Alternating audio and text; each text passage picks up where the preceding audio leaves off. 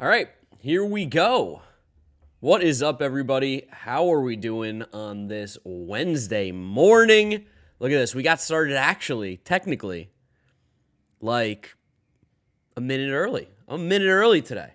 Take note. We're making history right now. How's everybody doing? Welcome to another episode of This is Baseball with GiraffeNeckMarc. If you're in the chat, come say what's up as we're getting ready for some people to come in. And we got a lot to talk about. You can see I'm not rocking a Mets hat today. Couldn't rock a Mets hat today after that game that they had last night. We'll talk about the absolutely awful start from Max Scherzer. Talk about Sandy Alcantara with a complete game shutout, 3-hitter in under 2 hours. We're going to talk about the Phillies getting their first win. They're finally on the board. Grayson Rodriguez gets his call up for the Baltimore Orioles. A lot to talk about today. Excited to be here with you guys. Hope we're all doing well. How we doing in the chat? What's good?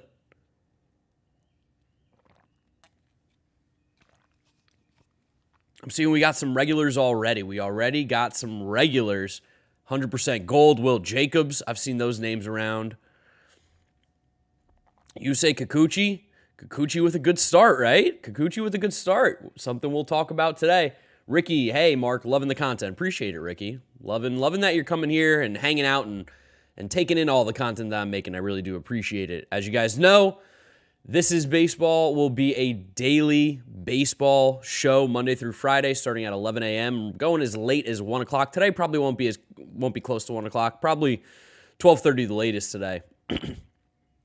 Just because there are some 1 o'clock games. I'd like to watch those. I got a Mets game. Got to prepare for my Mets podcast today. All that kind of stuff.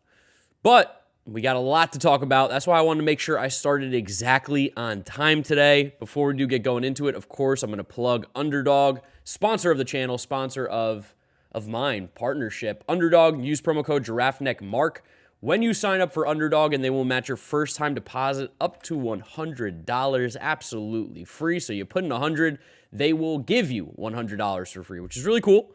It's very, very cool. Shout out to Underdog for doing that for you guys. Definitely love that. If you're interested in that, there will be a link pinned in the top of the chat, as well as I just dropped it in there now. These are my picks for the day. So I've got Logan Webb higher than 5 strikeouts, Dylan Cease higher than 7.5 strikeouts, and Jesus Luzardo under 6.5. Yesterday I did not hit. I looked really good. I was 3 for 4. I called Sandy under. I had Kenta Maeda higher. He was higher. I had Domingo Germán lower. He was higher. He had an unbelievable game. We can talk about that too.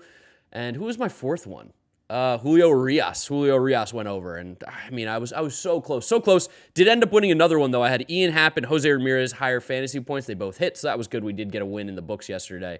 But if you are interested in playing along, they have daily fantasy contests as well. And again, maybe we'll even do a draft on Underdog today. I don't know. We'll see. It kind of crashed the stream the last time, so we'll see how it's going.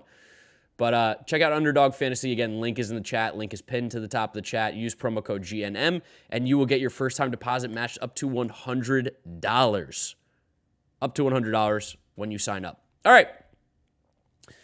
How's it going, Beast Dude? What's up, man? Ethan, how we doing? Drinking the Kikuchi Kool-Aid? I mean, we'll take a deeper look into the Baseball Savant numbers. I will be honest, I did not have a chance to dive as deep into some of these games as I would have liked, just because I had some softball last night and went out with a friend.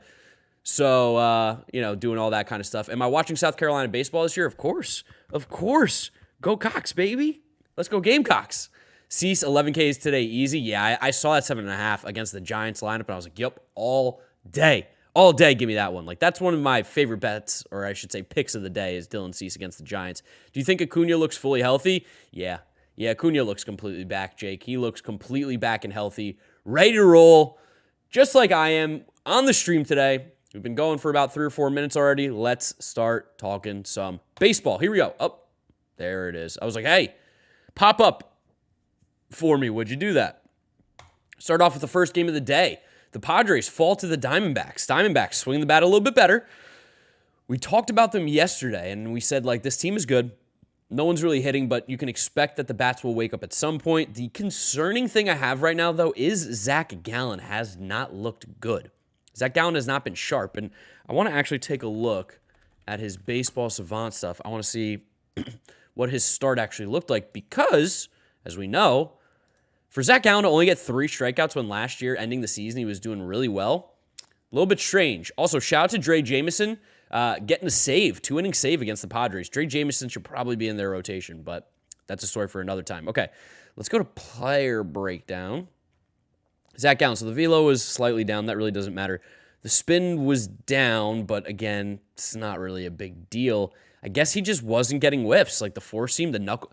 Wow, the knuckle curve only getting 18% whiff rate. I mean, that explains everything. So it must just not have been sharp. Balls in play. Nobody even fouled one off. Not a lot of chasing going on with it. Interesting. So maybe if you watch this start back, he was just kind of, throwing strikes with it a lot more. I can't for the life of me tell based off of this. Called strikes plus whiffs, 20%. It's not very good. Interesting. Did not particularly do that well. Yeah, I mean, this is what? Zach Gallen's second straight start in which he did struggle. So that's something to keep an eye out for. Corbin Carroll, 0 for 5, 3 strikeouts. Yikes. Christian Walker, okay. Josh Rojas, top of the order, might have found their guy, though. He's been getting on base like a fiend, 3 for 3 with a walk as well. And then Yu Darvish did not pitch well either, right? Yeah, 5 innings, 4 walks, 3 strikeouts. Yu Darvish also didn't pitch as much in the World Baseball Classic as I think they would have liked, if I remember correctly, which is why he started the season off so late for the Padres, was they wanted to make sure he got a little bit more work in before he got his first start. Nelson Cruz hit that home run. Xander Bogaerts does not slow down. He has the most home runs in Major League Baseball, I believe, with 3 right now. If there was any question if Xander Bogaerts could hit in San Diego, going from Boston, Fenway Park, that obviously very, very, very friendly left field, to go into San Diego, which is a bit more of a pitcher's park, I think those questions have been calmed down. I think they've been answered. Xander Bogaerts going to mash wherever he is. Yeah, the Padres didn't need this guy. They definitely didn't need this guy whatsoever. Sucks that he's on that team, but if you're a Padres fan, you're absolutely pumped. I know Machado got tossed early in this game, right, for not arguing balls and strikes, arguing getting called an automatic strike on him. I think, let's see if we can find that clip, actually. But Manny Machado got called for a pitch clock violation and got tossed from the game, if I remember correctly. Okay, yeah, here it is.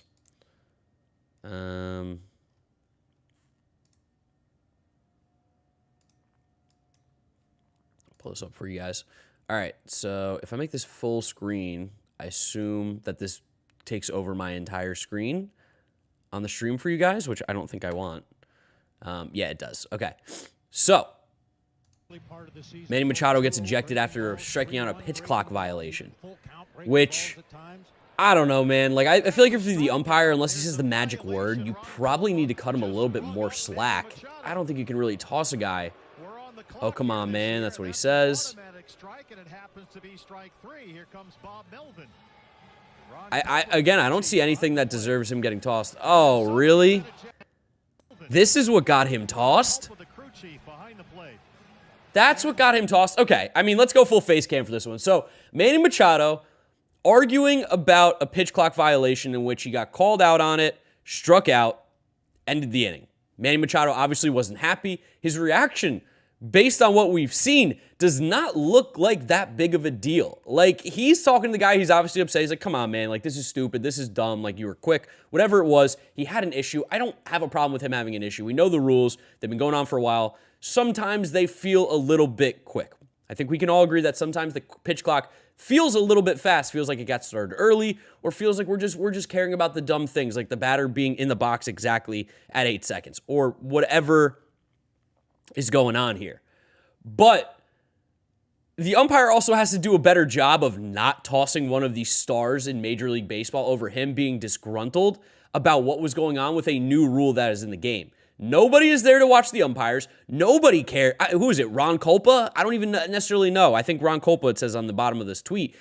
No one cares about the umpires. Nobody is there to watch you. Whoever paid money is like, oh, I want to go watch Manny Machado today. And you just robbed them of that because you ejected him after a pitch clock violation. Umps tossing someone over a pitch clock violation shouldn't be allowed unless they say the magic word that starts with an F and ends with a UCK and then follows with a U, like a YOU. Because I mean, based on the reaction that we've seen from Manny Machado, which we can see right here, He's talking to him. Again, I'm not reading lips right now or any of that kind of stuff, but you can tell that he just kind of doesn't really say anything that bad. I mean, it feels like an overreaction. Now Manny Machado's obviously going to get more upset, obviously more animated. Bob Melvin's upset too, and you can understand that. You shouldn't be allowed as an umpire to take the game away from the Padres, from the fans, from everybody over something that is a new rule that people are still adjusting to. When in the world will the umpires understand that the game is not about them? The game is about the players on the field. You are simply there to enforce rules. Stop making it about yourself. Stop ejecting the stars from the game when they have a little problem with something that you're doing. Their egos are unbelievable. We like to call it rabbit ears. We like to call it big heads. Whatever it is, these umpires, they got to stop. They got to stop with this nonsense because Manny Machado should not have been ejected over this. That is absolutely stupid. That is dumb. And it's bad for baseball. It's bad for baseball. I'd love to know what you guys are thinking in the comments, in the chat. What do we think? Should Manny Machado have been ejected for arguing a pitch clock violation? I will say, I don't know. Is this the same as arguing balls and strikes? And if it's the same as arguing balls and strikes, then technically speaking, the umpire's in the right, because when you argue balls and strikes, you get ejected. But also, in the same regard, that is so stupid if it's the same as arguing balls and strikes, because MLB, you got to fix that. You got to fix that. Just let people be disgruntled about this stuff. Balls and strikes, I get it. It would be every single pitch. It's a way to kind of stop that. But the pitch clock violation, absolute nonsense. It makes absolutely no sense to me. Manny Machado should not have been ejected. The umpire is doing way too much.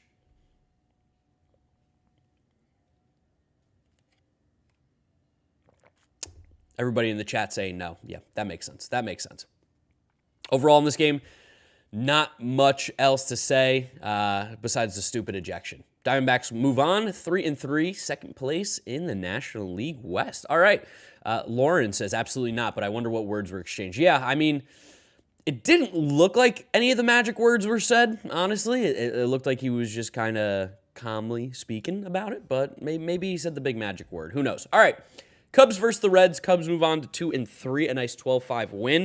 What was this? Luis Cessa was on the mound, right? Yeah, that was easy money for me when I saw Luis Cessa was starting. He actually didn't even end up pitching that poorly, only 2 earned runs and 4 hits with 3 walks.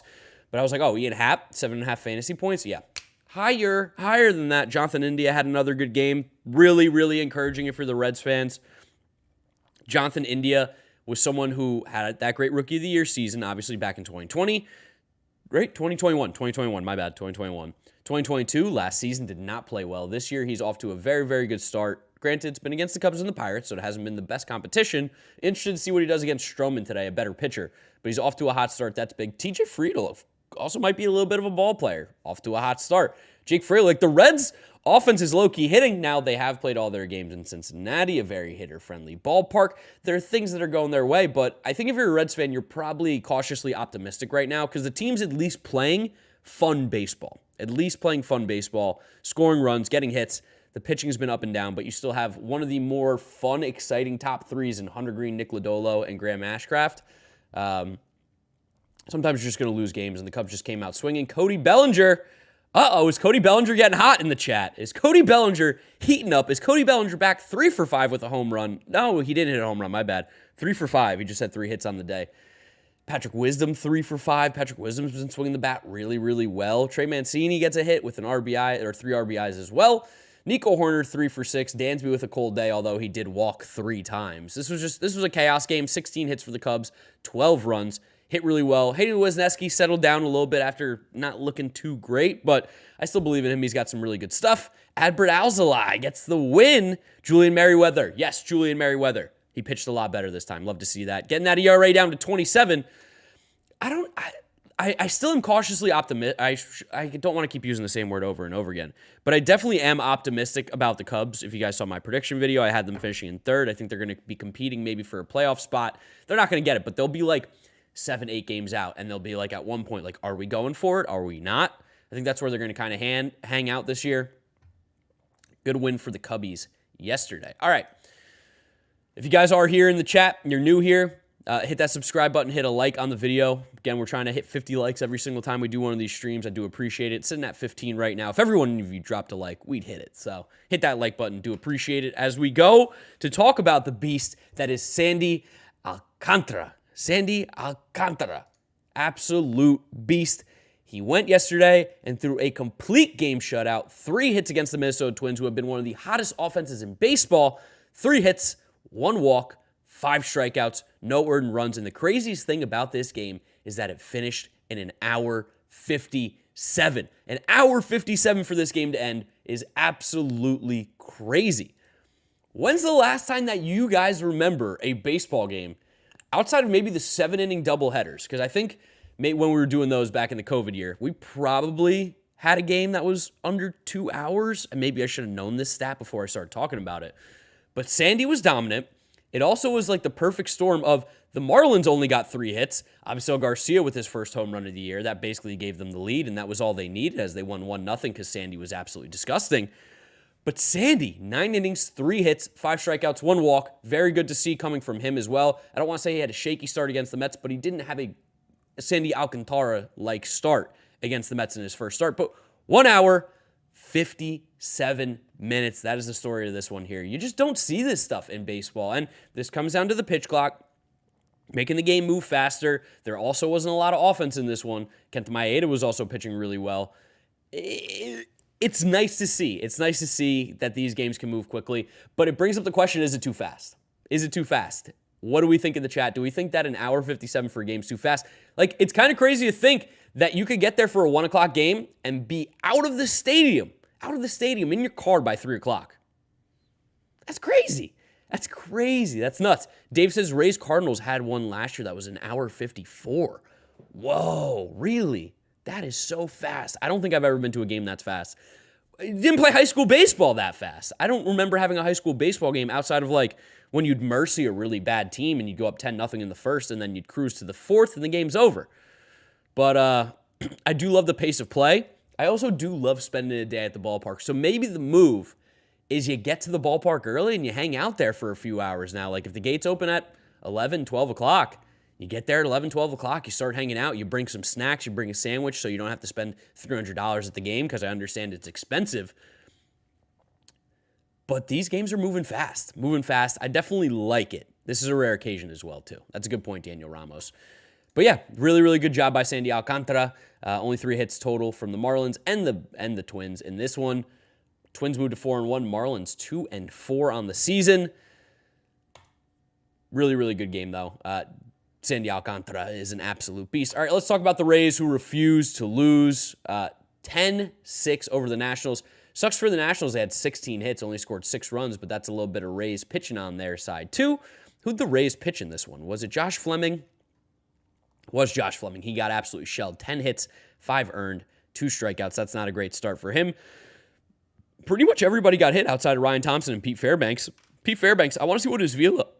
I got the hiccups. I want to see what his velo's at.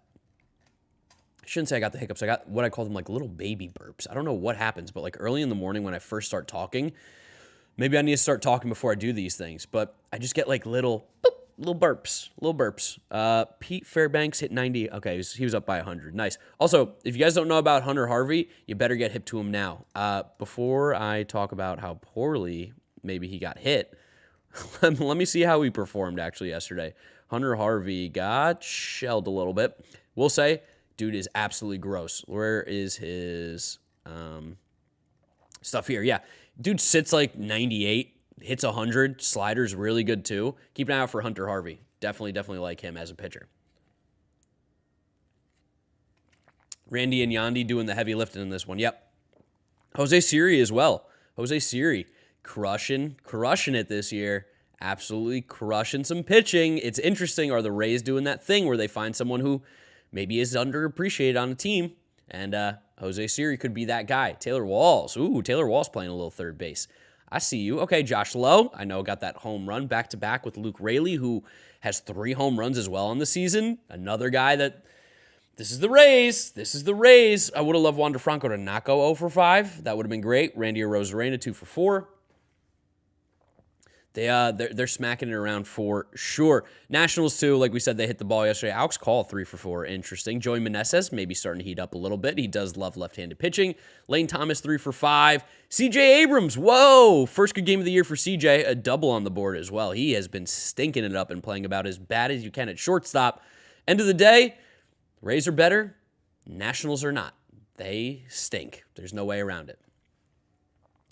Can you do the Blue Jays next? I got to go get a haircut. I got you. Let's do the Blue Jays. Let's do the Blue Jays for my guy, 100% gold, because he's been in here. He's been in here every single stream.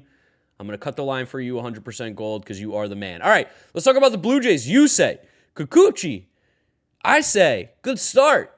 You say Kikuchi, 5 innings, 3 hits, 1 walk, 2 strikeouts, 1 earned run, 1 home run. You're not going to get disgusting stuff out of Yusei, and I want to go ahead and check his velo here before we really start talking about him.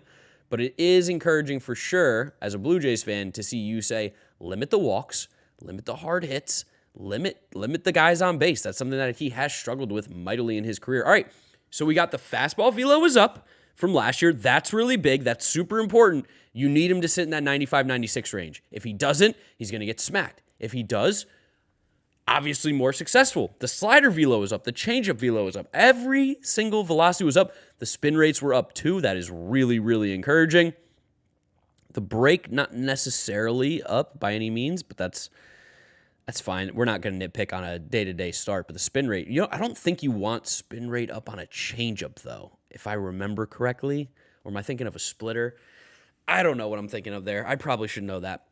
Whiff rate, 38% whiff rate on the slider. Ooh, can we maybe look at some of these sliders? 32% called strike rate or CSW on it as well. That makes sense with the whiffs.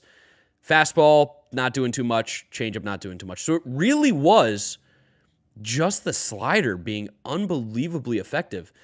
I'm going to try something here. Let's go ahead to search. Best kept secret in baseball right here for you guys.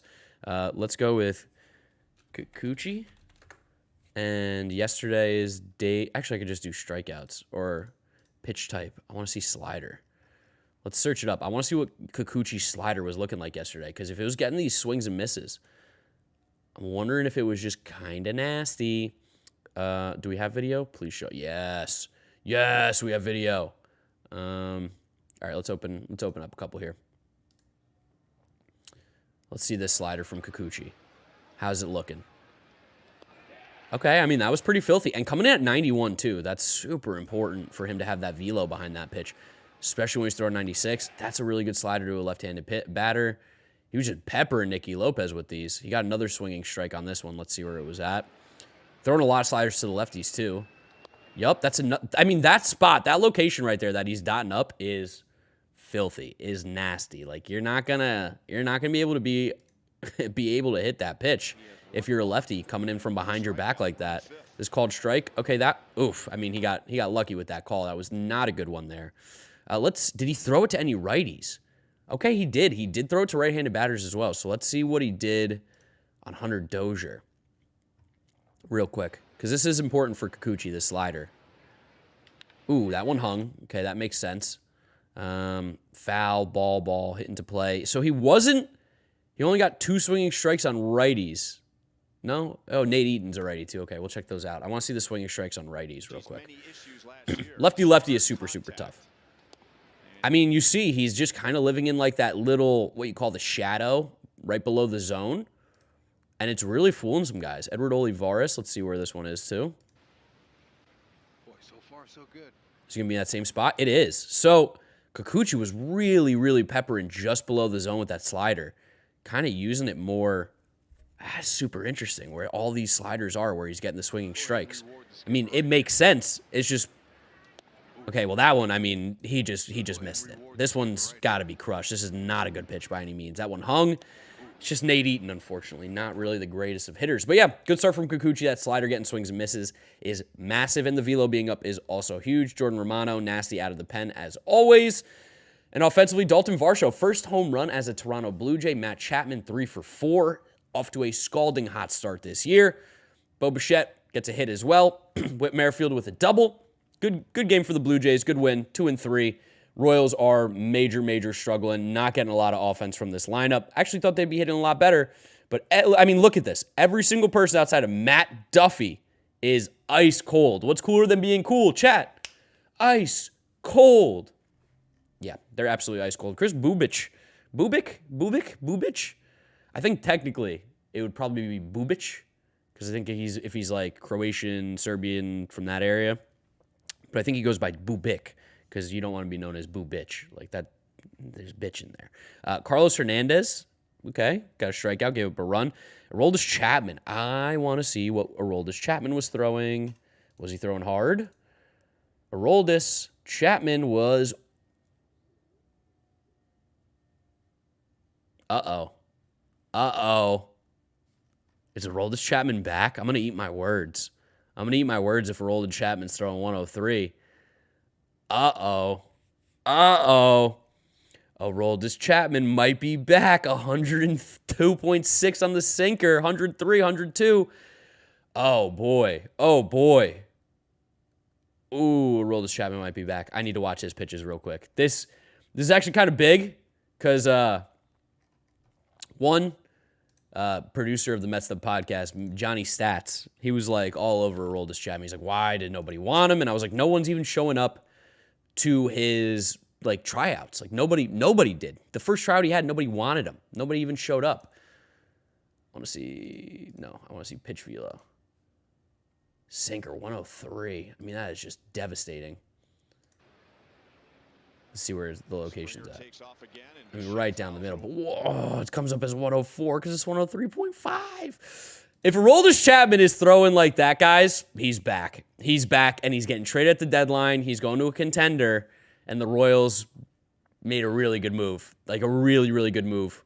Wow. Okay, Chapman. Aroldis Chapman's back. Something we're going to keep an eye out for. Maybe we'll be a clip on this channel at some point. Not today, but Aroldis Chapman throwing a 104.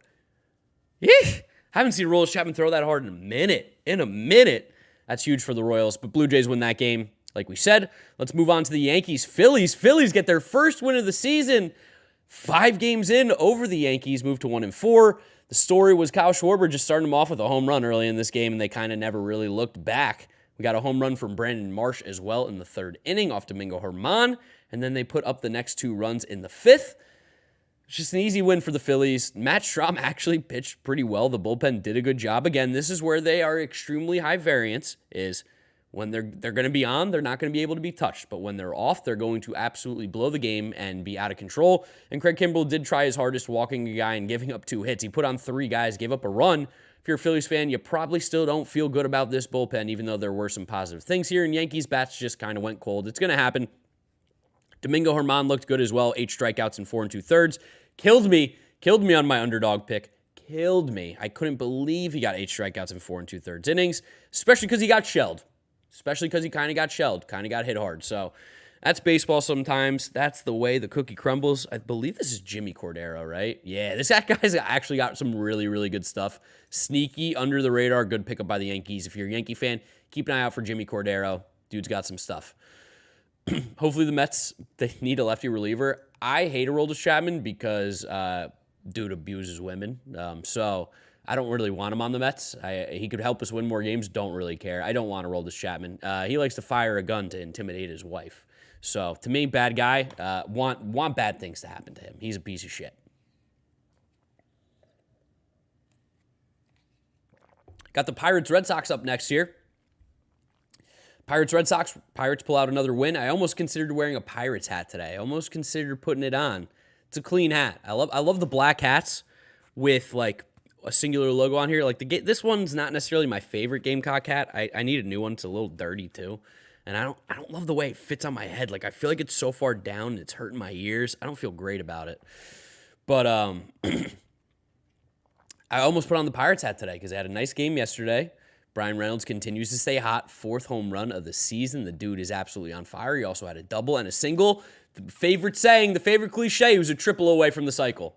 Brian Reynolds was a triple away from the cycle today. Or yesterday, I should say. He's just we talked about it yesterday. He really is just such a beast. He is so good. And I feel like people are starting to come around to it. Like we've seen a couple couple more years, or we've seen a couple good seasons now, 3 good seasons out of 4, I think, from Brian Reynolds. It's just time to put respect on his name. He's just one of the better outfielders offensively, I think, in the game right now. Especially if you put him in center field, definitely one of the better center fielders then. Not Mike Trout level, but that next group of guys for sure there. 4 home runs for Brian Reynolds on the year. Again, will they trade him? We will find out. Roansy Contreras, beast. I want to see more strikeout stuff from him. I think he can do it, but glad to see he went 5 2/3 against the Red Sox offense that nobody's been able to stop, and he was very, very effective. They do not strike out, though. Dave Bednar gets his 3rd save of the year. Shout out to Dave Bednar. Absolute stud. Former Met Colin Holderman holding it down, getting his 3rd hold of the season. Red Sox offense just had 4 hits. I mean, it's going to happen. You're going to be cold sometimes. Reese McGuire, the guy who jacks off in the parking lot of Walmart, 2 for 3. Yu Chang, not doing much. Pitching-wise, Nick Pivetta actually looked okay. I mean, he got his strikeouts, he got his walks. That's kind of the Nick Pivetta story. Josh Winkowski, a former Met for a brief second, 3 strikeouts, and then Ryan Brazier. I mean, this was just kind of a clean game. The Red Sox didn't hit. There's nothing really to it. Pirates fans, though, again, you got to be happy that you're playing good baseball. Got to be happy that you're playing good baseball. You want to get his jersey, but you're too afraid he'll get traded? Yeah, I mean, Brian Reynolds, they have to make a decision soon because the tough thing about what's with Brian Reynolds, and we talked about it yesterday, is that he's a free agent in 2026. So you have to ask the question, is Brian Reynolds going to be on the next playoff team for the Pittsburgh Pirates? Pirates are in a playoff team this year. They're closer next year, and with a couple good free agent signings, maybe they are a playoff team. 2025, that's the year. That's the year. So you really have, right now with the current contract of Brian Reynolds, one year where Brian Reynolds will be on that playoff team, and they will be his prime years. I think he'll be 30 years old in that season, 29, 30 years old. But do you trade him now? What do you get for him? What team does he go to? There's a lot of teams that could use a very, very good center fielder, but you're going to want a lot back because there's a lot of control. He's relatively cheap. What do you do? Or do you extend him?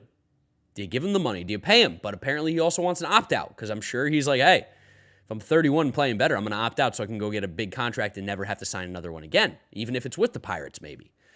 It's a very, very difficult situation, I think, to assess for the Pirates. I think they're probably just going to let it play out a little bit, see what they're doing this year, see how he plays. If he keeps playing like this, I think the Pirates trade him. I think the Pirates trade him if he keeps playing like this because the value is just going to be too high to not cash in on. And relatively speaking, they're not ready for 2 more years, I think, to be a real playoff team. So, I mean, you could trade him to the Yankees. You could trade him to the Braves. You could trade him to, who else? You could trade him to the Astros. You could trade him to the Phillies. I mean, I just named 4 really, really good teams that could all use Brian Reynolds. The Dodgers at 5. God, I'm sure the Padres would love to get Brian Reynolds. 6. The Rangers, the Guardians. He fits on almost every team. Every team could use another really good outfielder. Brian Reynolds could be that guy. He could be that guy. You know, you're not that guy, pal. Brian Reynolds, you are that guy, pal. He could definitely do it. So, something to keep an eye out for. We'll have a little Brian Reynolds watch here on This Is Baseball when we're talking. We're always talking about all those games. Love to know what you guys think in the chat. If you are the GM of the Pirates, if you are the GM of the Pittsburgh Pirates, are you trading Brian Reynolds or are you extending him or are you just letting him play out the contract? I'd love to know what you guys are thinking in the comments or in the chat, I should say. Trading him, keeping him, what's your thoughts? Just going to go ahead and plug Underdog again one more time. Underdog, partner of the channel, partner of the stream, partner of just GiraffeNeckMarc in general. Use promo code GiraffeNeckMarc when signing up for Underdog Fantasy, and they will match your first-time deposit up to $100. Absolutely free. So you put in $100, they'll double it and give it to the next person. No, they'll double it and give you another $100 on top of it. You can make picks. You can play daily fantasy contests. These are my picks for today. A little $5. I don't put a lot on these. I just like to have fun. It's something to keep me interested in a lot of different baseball games. I've got Logan Webb and Dylan Cease higher strikeouts. Jesus Luzardo lower. Again, I just love the matchups here. Logan Webb going up against the White Sox lineup. I feel like this is really low coming off a 12 strikeout game. Dylan Cease higher going up against the Giants lineup, who strikes out a ton.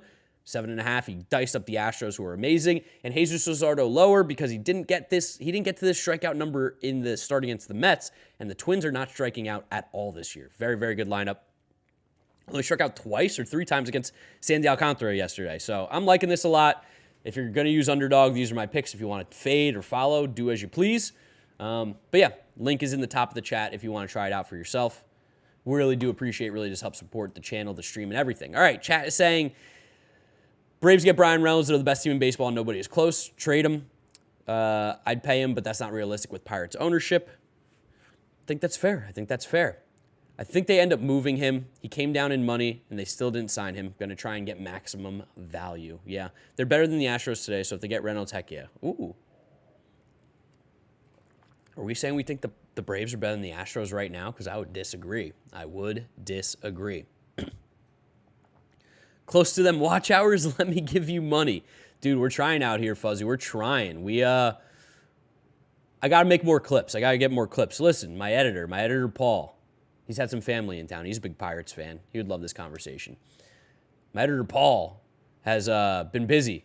So I think he's back today. He's going to make some clips. They're going to go up on the channel. We're going to start getting some watch time. We got the subscribers. We're good. It's just all about watch time. We'll get there. And then you can give me money, Fuzzy. Then you can give me all your money that you make from talking about baseball, too. I appreciate it. Everybody, you know Fuzzy. He needs no introduction. He doesn't need a shout-out. He's got the check mark. Just click his name. You know who he is. Dude's doing baseball recap videos as well. He's a beast. Absolute beast. Go check him out. All right, let's go ahead and talk about the next game, which I would honestly love to... Guys, is it cool if we don't talk about this one? Can we just skip this? Can we skip this? Can we skip this game? I'd love to not talk about this one. Yeah, this one stinks. 9-0 after a 10-0 game the day before. Not looking too pretty. Brooks Rayleigh got shelled, which makes some sense sometimes. Here's what I don't like. I don't like this line by Max Scherzer. People are getting worried about the Mets lineup. Honestly, truthfully, not worried. I'm not worried about the Mets lineup one bit. I am a little concerned about one Maximilian Scherzer. Scaring me a little bit. We're going to dive into his baseball savant numbers here in a second. Let me gas up the Brewers real quick. Let me give them the shine that they deserve. And let me also rant about the Marlins being one of the dumbest organizations in baseball. Remember Brian Anderson? Remember how he was on the Marlins? Remember he was good on the Marlins? And then they said, nah, don't want you to get out of here. We're just going to cut you. We're not going to try and trade you. We're not going to do anything. We're going to get rid of Brian Anderson for free. And he goes to the Brewers, and the Brewers are like, we get this guy for free? This guy had 3 hits last night, 2 home runs, a double, 6 RBIs. Killing the Mets. I mean, he looked like friggin' Babe Ruth out there. Him and Jesse Winker, Mets killers, obviously. Rowdy Tellez is going to hit a home run because obviously. Garrett Mitchell had 2 home runs because of course he did. I mean, it was just a nightmare start. Back-to-back home runs in the 6th inning off of Max Scherzer.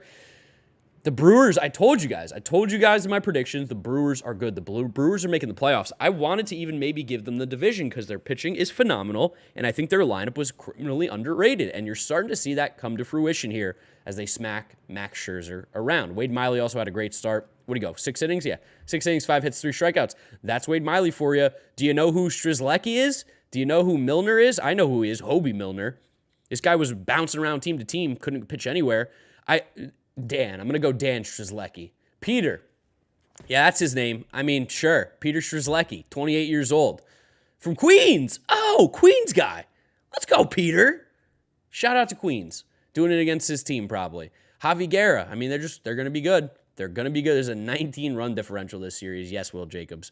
I know about it. All right. I want to see what Max Scherzer's velo was like. Because honestly, luckily for me, I was at a softball game. So I was not as dialed in as I normally am. I was playing softball yesterday. I went 2 for 3. No big deal. My exit velos were through the roof. Pulling the ball. Getting some lift on it.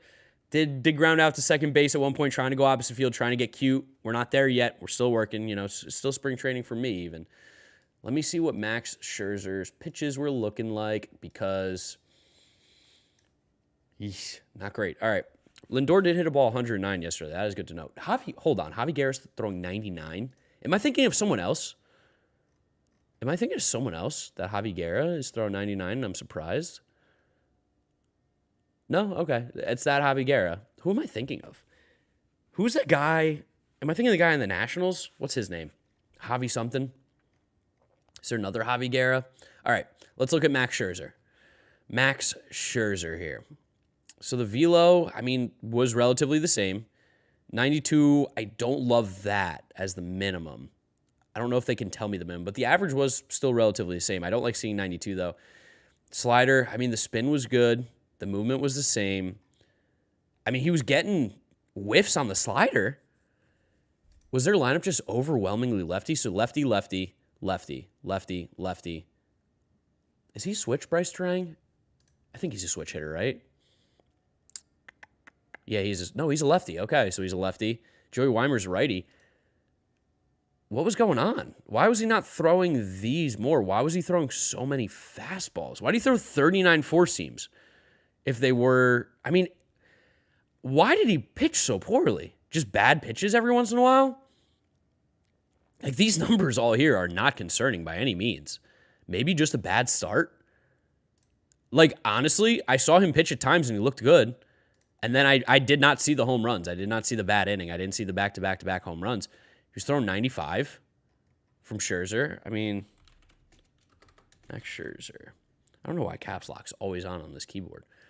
I mean, 93 towards the end of the game, 94. So definitely wasn't throwing 95. Didn't throw a pitch of 95 from...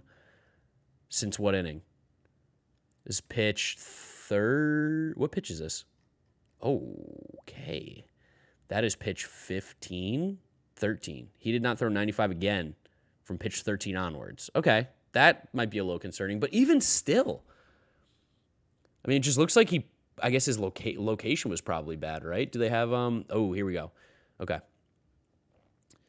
Ooh, God. Okay. Yeah. He was just kind of leaving stuff in the heart of the plate, which makes sense why you're getting hit. Like, you see the curveball middle of the plate, you see the changeup, you see the slider, like not really living on the edges, a lot bunched up in the middle here. Can I kind of understand it a little bit more now? Brooks Rayleigh, on the other hand, what happened with him? Because it looks like maybe he just got kind of hit a little bit, because the locations are not bad. Nothing's in the middle of the zone, really. Huh. That's super interesting. I got to watch the Scherzer start maybe over a little bit today, a little bit later, because it doesn't really click. And honestly, I'm not going to lie, I feel better about this bad start after looking at all the numbers. He was still getting called strikes. He was still getting swings and misses. It was just the fastball was a little bit down. What pitches were the home runs hit on? That'll be the last thing I take a look at here. Was what pitches were the home runs hit on? It's not going to tell me, huh? Am I missing it? Or is it just not telling me?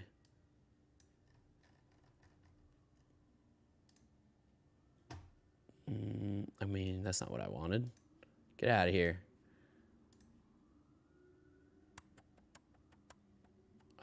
Sorry for being quiet. I am just genuinely like, hey, what happened? Okay, this is what I need, maybe. No.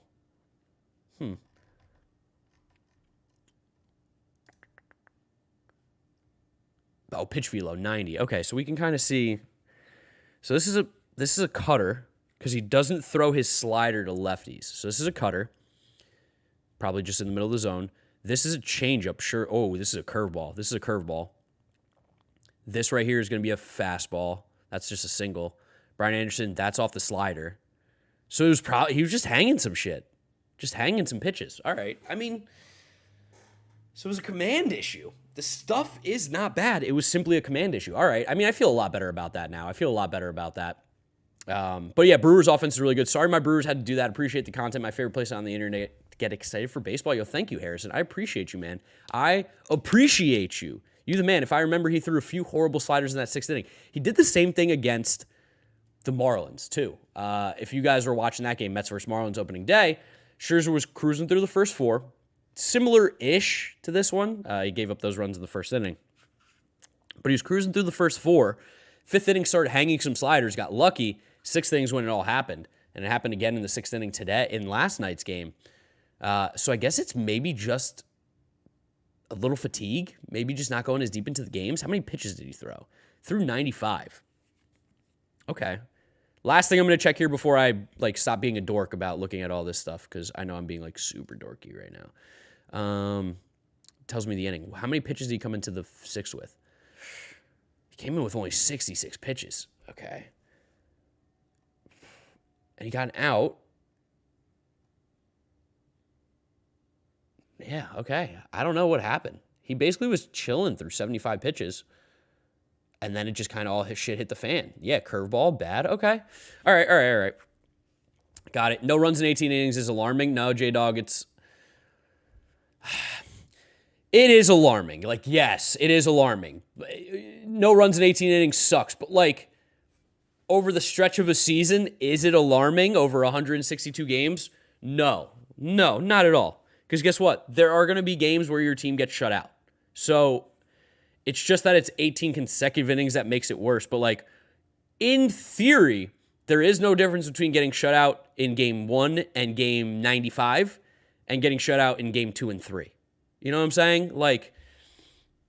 You're going to get shut out. It's happening in bunches right now. That part sucks. That part's frustrating. As a fan watching the game, you see it and you're like, oh, we haven't scored a run in 2 days. That sucks.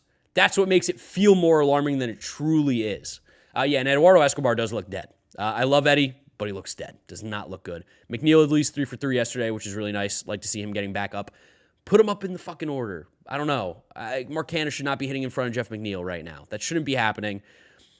Also shouldn't be Tommy Pham in front of him. I know Tommy Pham was hot, but just hit McNeil after Alonso, please. Please hit him after Alonso. That's all I ask.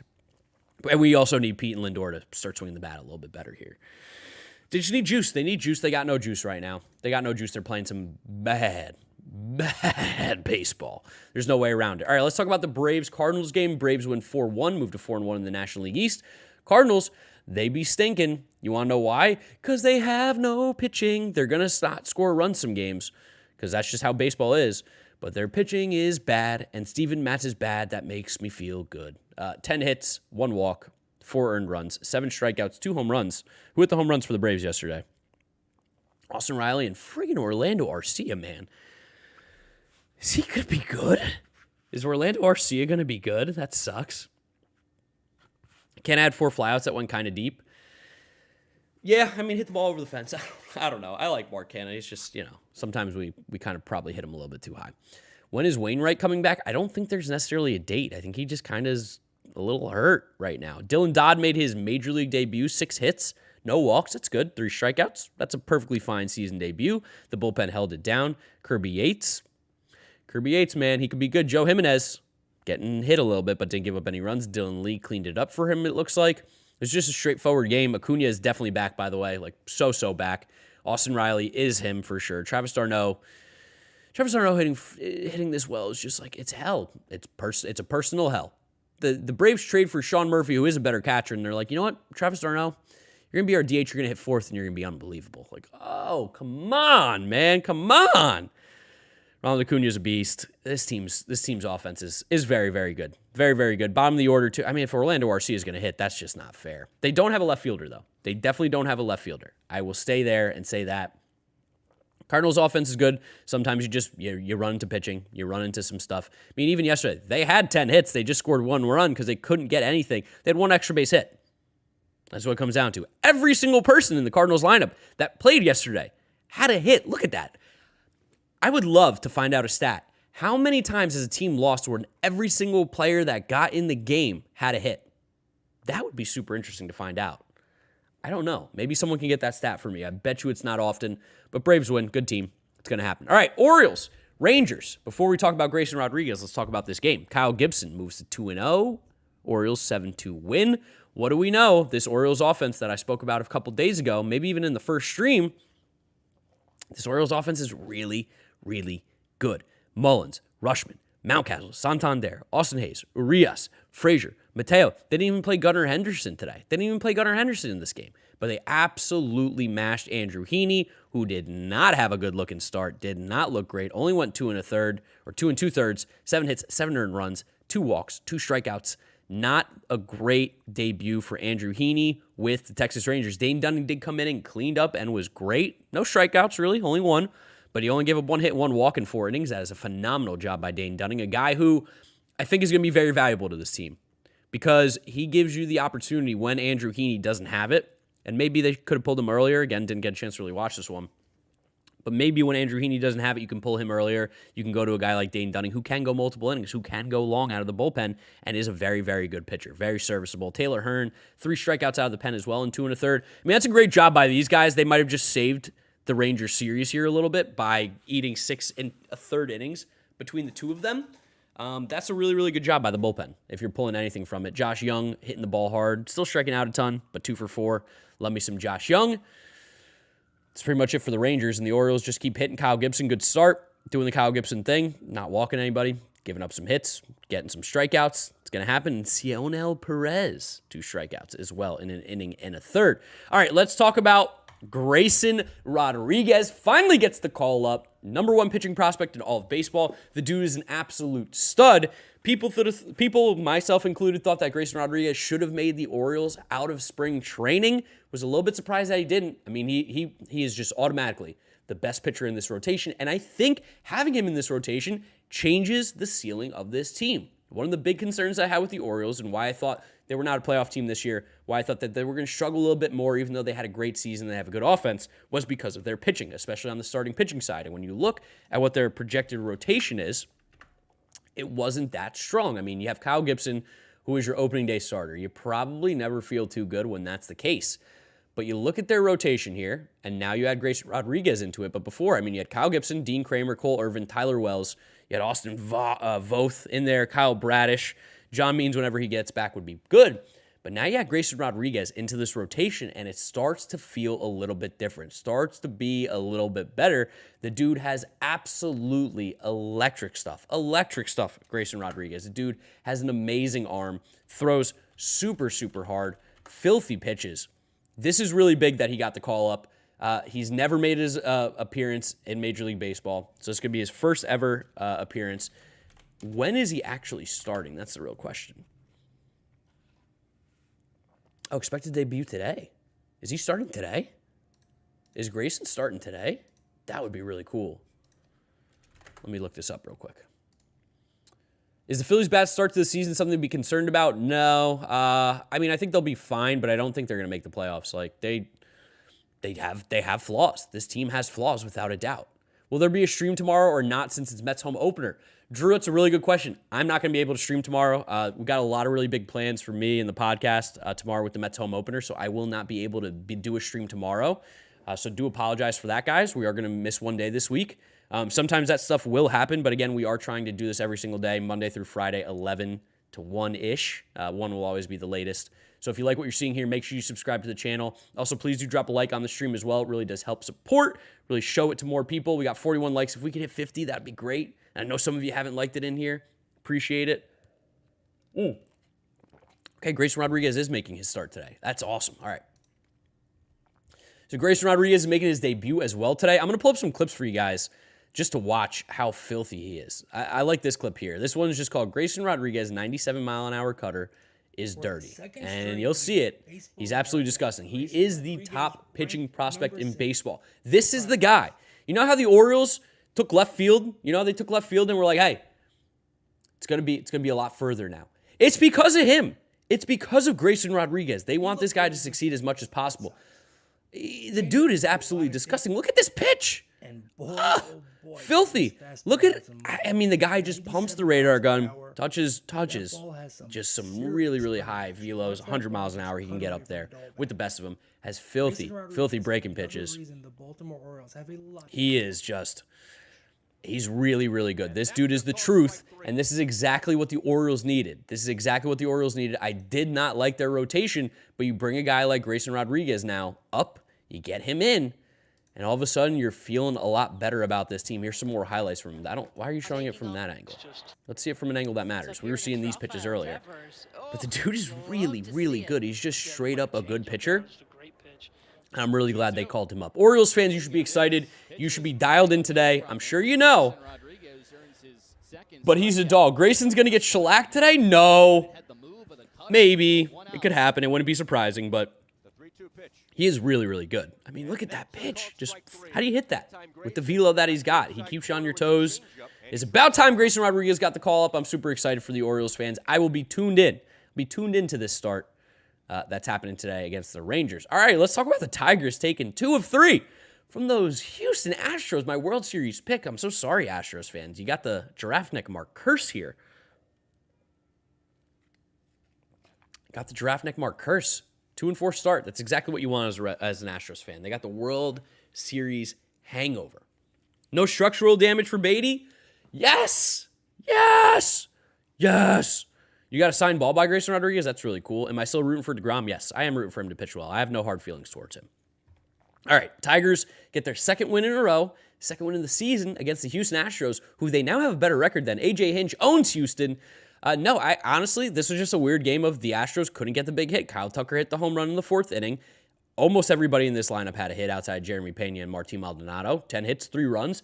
It's just going to happen sometimes. Sometimes you just don't score runs. It feels like one of those games. And for the Tigers, you got to be super excited that Riley Green and Spencer Torkelson are starting to heat up. Torkelson, a nice home run off Ryan Stanek in the 8th inning. Riley Green, 3 for 4, getting that average up to the 300. Matt Vierling topped the order, playing well. You know who's got to stop hitting second? Javi friggin' Baez. I know you paid him all that money. Move him down in the order. Javi Baez is so bad. Stop hitting him towards the top of the order. It's just he's not that guy. He's not that guy anymore. But Torkelson, home run and a double on a 3-hit day. Tigers fans, you should be pumped. Your top prospects, Riley Green and Torkelson, are starting to figure it out a little bit. Starting to get a little bit hot. It's going to be funny if we look at these guys' home and away splits probably at the end of the year. It's going to be like, oh, on the road, Riley Green, Spencer Torkelson, all-star caliber players, 800 OPS, whatever it's going to be. These guys play so much better. Now at home, you're going to be like, oh, when they go to Detroit, they don't play that well. And you can't blame them because that place sucks to hit as a hitter. You don't want to be, it's not a fun place to hit, but Torkelson and Green hitting as well as they have, very, very good stuff. Matt Manning also pitching relatively well. Now, do I think he's a good pitcher? No, by no means am I like, ooh, Matt Manning is that guy. But for him to pitch like this against a really good lineup with the Astros, very, very encouraging signs. Good win for the Tigers. Good win. Astros World Series hangover. That's just what it is. That's what it is. World Series hangover. Bregman's still playing. He's got to warm up a little bit. Yordan Alvarez is a beast. Jose Abreu's hitting well. Kyle Tucker's hitting well. Probably don't want to lead off Jeremy Pena anymore. Probably. I don't know. I don't know who else does in this lineup. Because you still want Kyle Tucker in the middle of the order driving in runs. But Jeremy Pena's off to a slow start. People probably got a little too high on him. And Framber Valdez, by the way, had a good start. 7 innings, 9 strikeouts, 8 hits, 2 earned runs. It just came down to Stanek and Seth Martinez. Seth Martinez? Is that his name? Seth Martinez? Yeah, Seth Martinez. Was he on the Padres last year?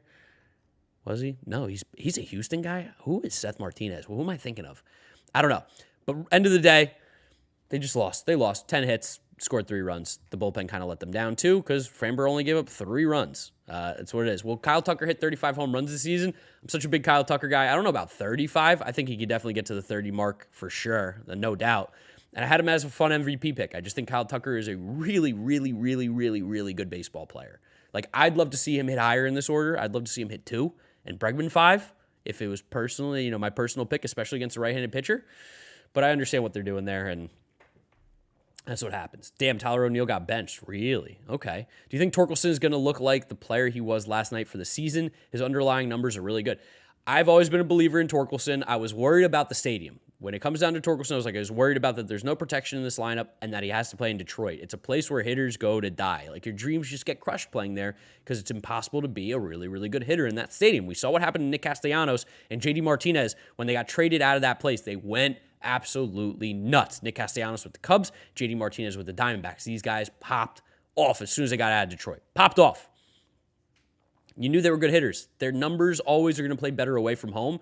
So I think you can expect more of this from Spencer Torkelson this year, but I'm not going to say that you can expect him to be one of the best hitters in baseball this season just yet. But number 1 pick stuff, he's got the talent, no doubt.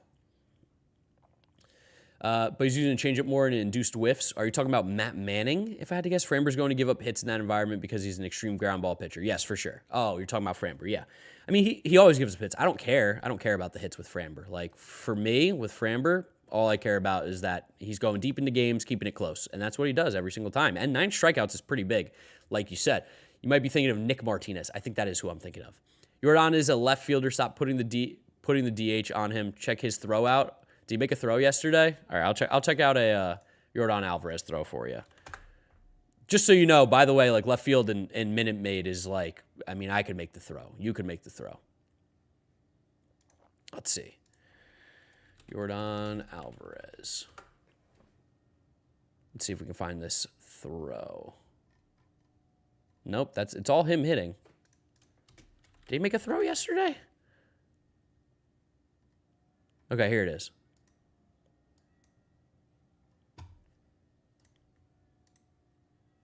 Let's see this throw from Yordan. Let's see how deep he was. Brother. My brother. My brother. He has a good arm. Rayleigh with good speed. The throw. Dude, you telling me to check out this throw? I love Yordan. He's not a left fielder. He's a DH. So Yordan, let's just run the numbers here. Minute Maid field dimensions. Just run the numbers here. I gotta have fun with this one here because, I mean, you're trying to make me, you're trying to clap me a little bit. So 315 down the line, 362 here. So probably he was like here, 330, right? Let's just say right here is 330. He threw the ball, I don't know, right here, probably 225, 250 feet away. Let's say 250 feet away. Let's say it's double home to second base, right? 250 feet away. The ball then lands right at the pitcher's mound. Threw it about 200 feet. It's not impressive. It was a nice throw. It was accurate. It was exactly what he needed. They tested Yordan Alvarez, and they were wrong. But let's not pretend like this is the throw that makes you say Yordan Alvarez should not play DH anymore. This was a throw that me or you could have made as well. I don't think by any means that this is like, I mean, there have been some throws in baseball where you're like, whoa, wow, I was expecting something different, Jets. Expected accurate throw, without a doubt. Very, very accurate. Put it right where he needed to be. It was a nice throw.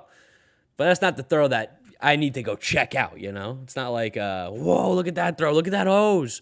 Look at that arm. It didn't seem like there was much on it. But you know what? Tip the cap. Good throw by Yordan Alvarez. Yeah, he threw on the green meter. That's what it was. He got a green throw. All right, let's move on to the Guardians A's. Look at the A's winning another game here. My boy Trevor May getting a win.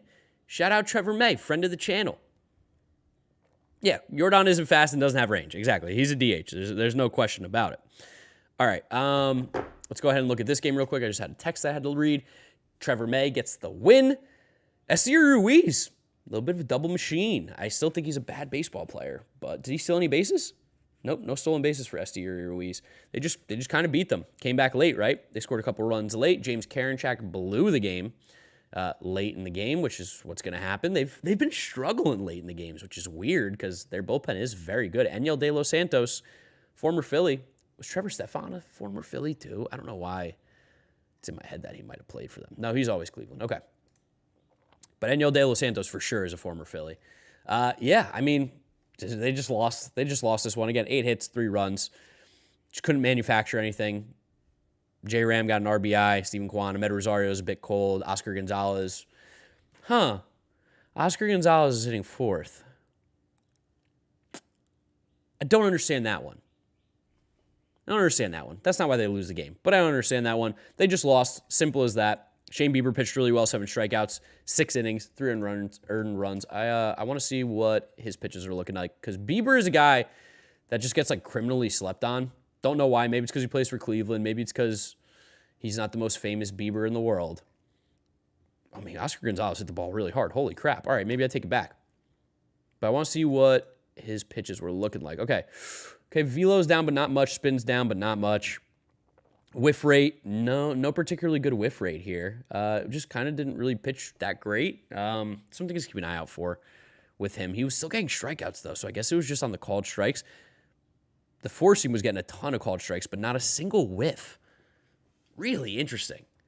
I gotta watch Shane Bieber start over again, maybe see what his pitches were like at some point, because something's not really adding up there. I guess it's also just the A's. They're bad, but they get their second win of the season, move to 2-3.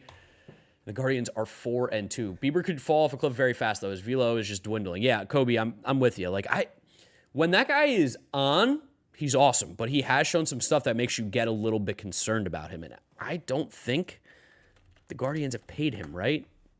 Is that true? Or did they pay him? No. Yeah, he's a free agent in 2025. So, a little concerning coming up on free agency years. All right, let's go look at the Mariners-Angels games. Mariners fans, remember yesterday I told you, don't worry, the offense is going to find it. It's going to heat up. Bang! 11-2 against the Angels, against Jose Suarez, who stinks. This guy's bad. 4 strikeouts. I think his line was at 5.5. I wanted to do lower, but I was worried. I should have trusted my gut. For the Angels, Taylor Ward continues to mash. Dude's gonna be great. He's so good, Taylor Ward. Mike Trout, Ohtani was a little bit cold, ended up taking him out of this game because it got out of hand. J-Rod 2 for 5. Ty France 2 for 4. Teoscar with 2 home runs in this game. That's big for them. AJ Pollock with 2 home runs in this game. Eugenio Suarez getting on the board with 2 for 4 day. Cal Raleigh, big dumper, 2 for 4. This is why I was saying you just can't freak out. I don't know why Tom Murphy's playing so much. Don't get it. Makes no sense to me. But here's exactly what you were. I don't want to say you can expect this from the Mariners, like 2 for 5 and 11 runs every game. But this makes a lot more sense. And for Mariners fans, I feel like it calms you down a little bit. Hopefully this will happen for my Mets today because Mets fans are starting to get in that zone of we're so worried. What's going on? What are we going to do? Luis Castillo, so good. So good. 5 2/3, 6 strikeouts, 2 walks, 2 hits. Love Luis Castillo. Dude's a dog. Paul Sewald got shelled too, which I love to see because I hate Paul Sewald. Is this Gabe Speyer? Gabe Speyer. Whoa. Whoa. Oh, wait. Hold on. His cousin, I think, might have been Justin Speyer. Oh, wait. This is weird. Hold on. Justin Speyer. Was this a guy that was included in some trade? Or was a first-round pick? There's something with this family. Okay, he was... oh, wait. Hold on. I missed the trades. No, he was a 55th round pick, then traded. So I don't think it's him. I think it's Gabe. Wait a second. Is this the Gabe Speyer? I think he was like a piece in a trade. Yes, here it is. Okay. This dude's been traded a ton. I remember it because it was the Dansby trade that he was included in for Shelby Miller. He's also been included in the Yoenis Cespedes trade. Nobody ever wants this guy. Nobody ever wants old Gabe Speyer. I can't believe he actually got to pitch. That was... okay. Gabe Speyer. I didn't even realize he pitched last year. That's super funny. He was not good last year. Just a random thing that I care about for some reason. Mariners still need a shortstop and dealt the future one and did not get one in free agency. What do they do?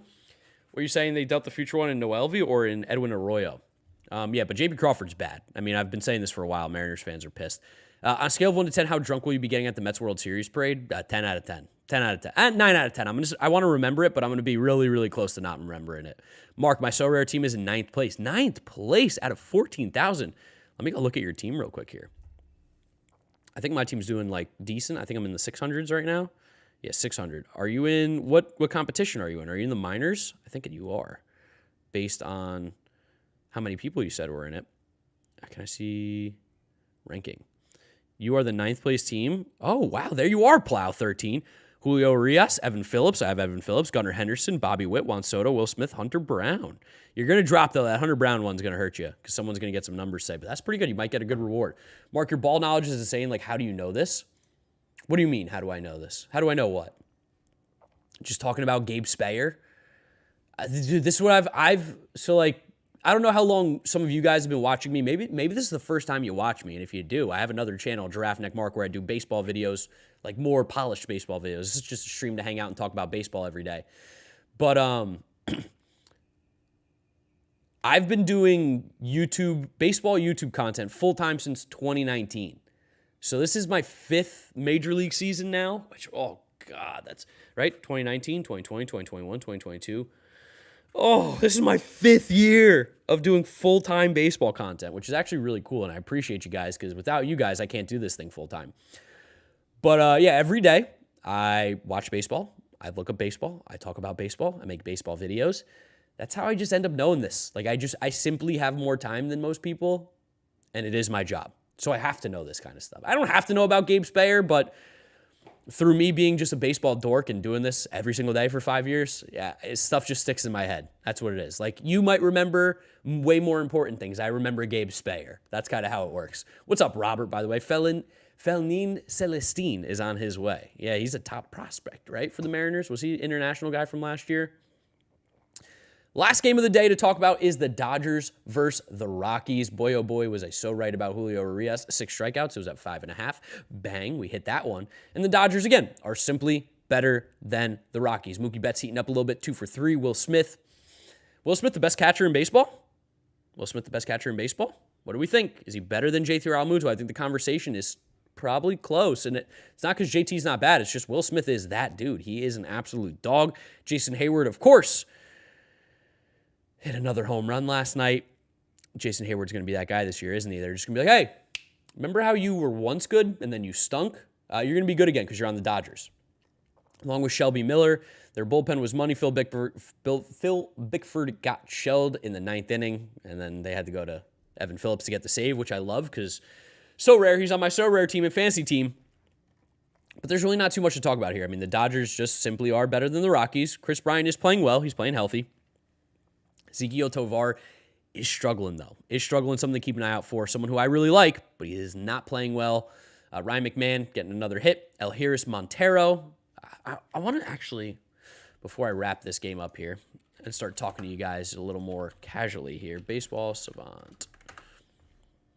Dude has some insane hitting videos from spring training. Look him up on Twitter. Felnin Celestine. Realmuto is better, in my opinion. Rushman will be the best soon. J.P. Crawford is the emotional leader of the Mariners. It'd be hard to replace him. See, as someone who is not a Mariners fan, I definitely don't know about that. Just because, I mean, I don't watch their games like that. I don't know who the emotional leader is. But at the end of the day, you got to play good. When you're a team that's trying to win a World Series, you got to play good. Jason Hayward had the hardest hit ball in this game. That's not fair. That's not fair that Jason Hayward had the hardest hit ball in this game. That's bullshit. Fuck. Not fair. Not fair at all. All right. I want to see what Elhiris Montero is hitting the ball like. Elhiris. He's just not popping up. Okay. That's not working. Elhiris hit 102 off the bat. That's really good. Or 103, I should say. That's more so. Ezequiel Tovar got up to 100 on the fly out. 95. 94. Okay, so he's like putting some good wood on the ball at Elhiris Montero. He's a strong kid. What team is Hayward on? He is on the Dodgers. He's on the Dodgers, unfortunately, and he is crushing it. Just can't respect JP after doing that. Yeah, he's just not very good. And that pretty much takes us to the end of the games, guys. Pretty basic, boring-ish day in terms of baseball. I mean, there was some stuff to talk about here, but as you know, we're just kind of chilling, talking baseball today. Not going to have a stream tomorrow, Monday through Friday, which is what we're aiming for. I'm going to be at opening day for the Mets tomorrow.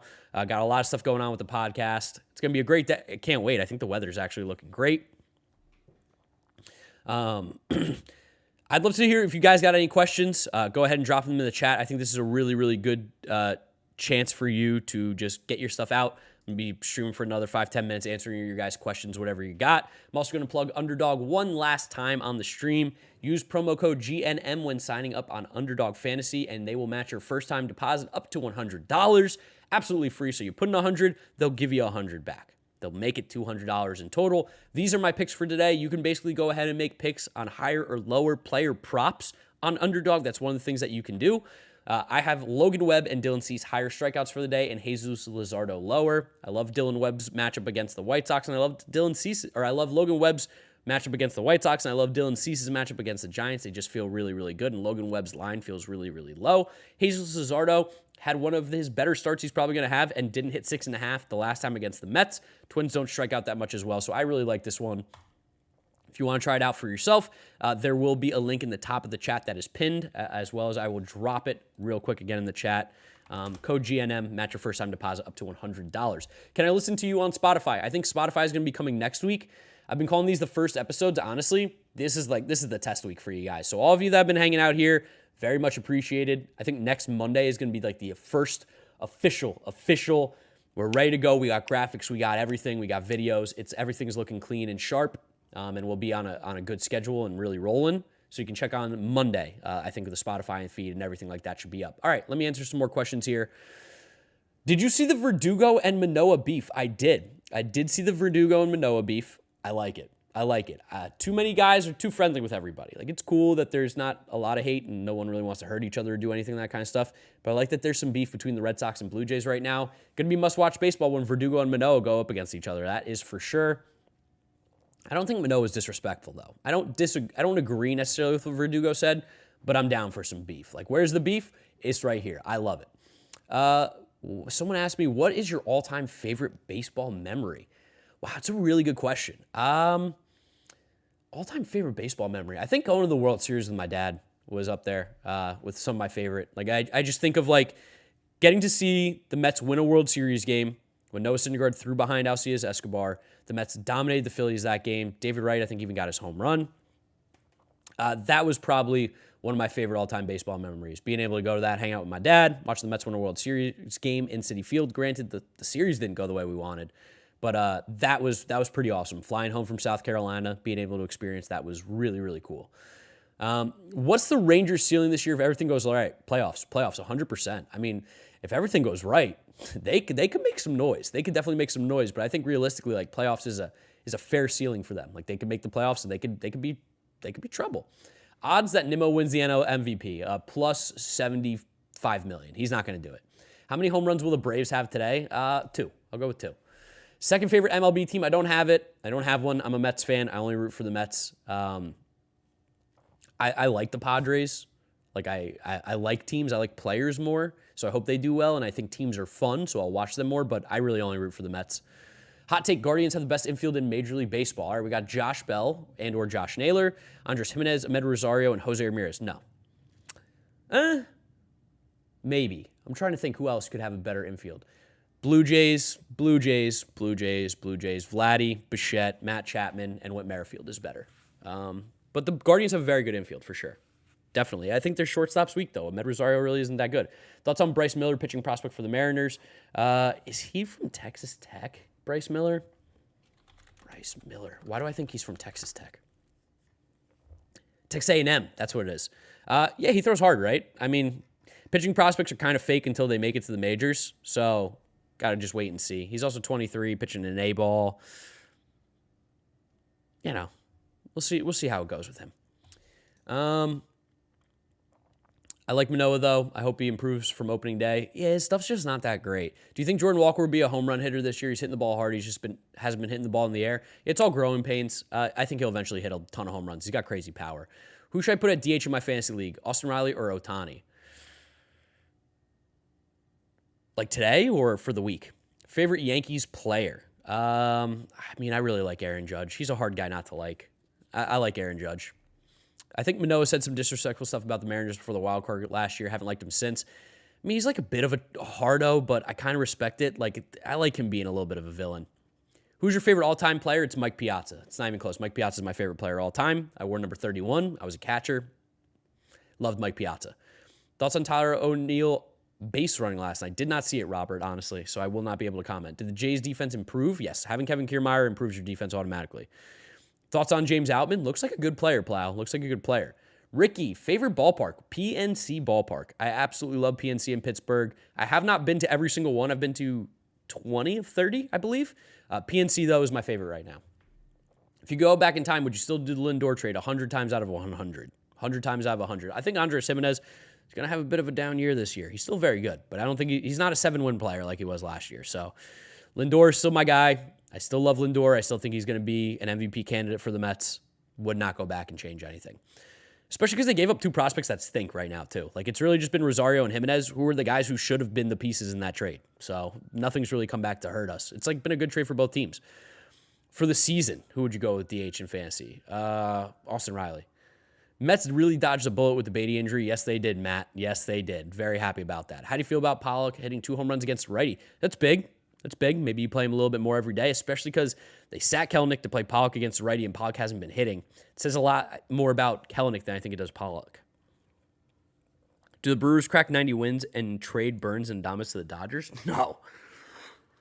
Those two things don't happen at the same time. You don't win 90 games and get rid of the two best players on your team.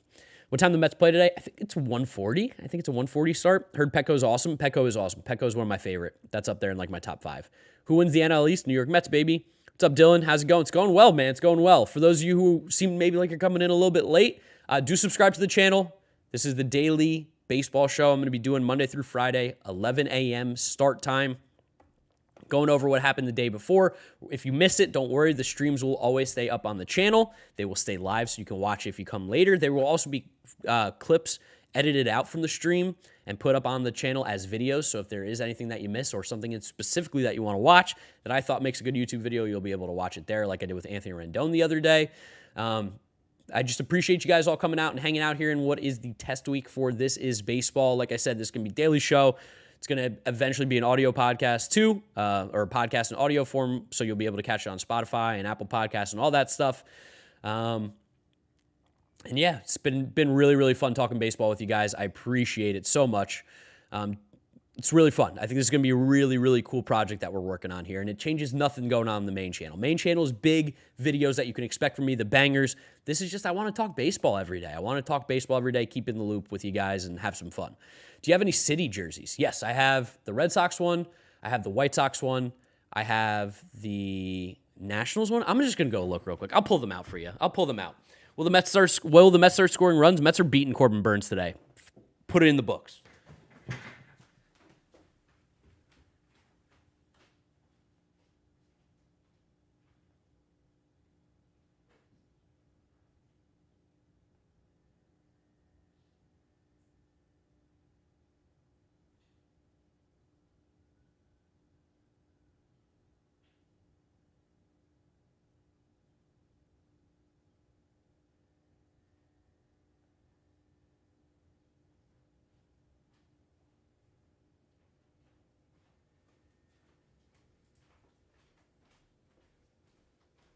So here's what I got. I got Southside, Luis Robert. It doesn't say Junior on it. Kind of cool. I've got the Nationals one, Juan Soto. It's fine. I know I'm a Mets fan, but this is just the tag is still on this. I don't know if I'll ever wear this because it's the Nationals, but the Cherry Blossom jersey's sick. But yeah, still got the tag on this one. And then Nike actually sent me this one, but they didn't put a name on the back. They didn't put a name on the back of the jersey. But yeah, Boston Red Sox one. Like these three I love. They're some of my favorites.